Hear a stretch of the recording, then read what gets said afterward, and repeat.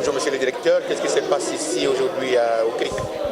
Alors aujourd'hui c'est le vernissage d'une expo, donc depuis cette année 2015 on organise régulièrement des expositions et voilà, c'est l'occasion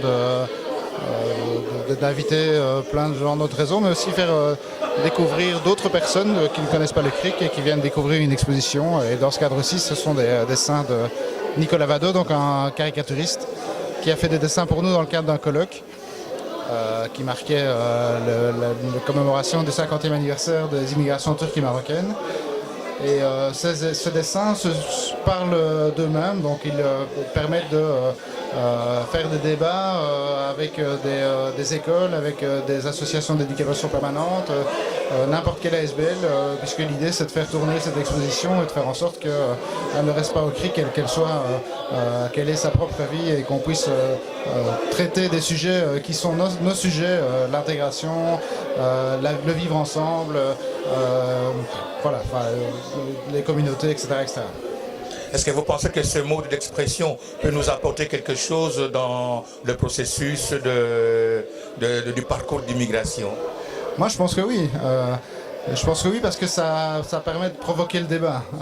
Ça pose des questions de manière humoristique, même si voilà, ça plaît ou ça plaît pas, mais de manière caustique un peu.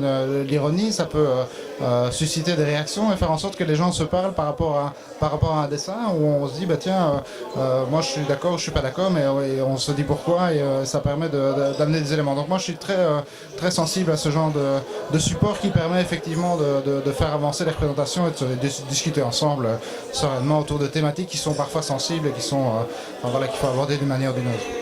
Est-ce que vous avez une préférence au niveau de thème à exposer? Ici dans l'expo, oui. Une préférence Pour quelqu'un qui veut venir exposer, est-ce que vous avez des préférences de thèmes que vous aimeriez qu'on expose au CRIC? Non, il n'y a pas de préférence.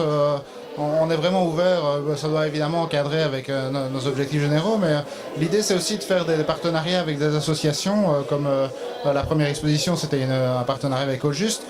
Ici c'est pas le cas, mais voilà, donc l'idée c'est aussi de développer des partenariats avec la mise en valeur de ces associations, la mise en valeur d'artistes et en lien avec les thèmes qui nous permettent d'organiser des débats, des vernissages. Ici il va y avoir des visites guidées avec l'exposition, donc voilà, c'est vraiment je dirais une porte d'entrée qui permet d'aborder plein de sujets.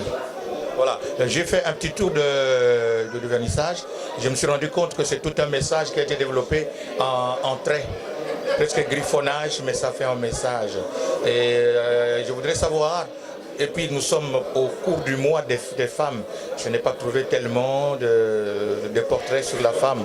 Est-ce qu'une femme peut aussi venir exposer ses œuvres?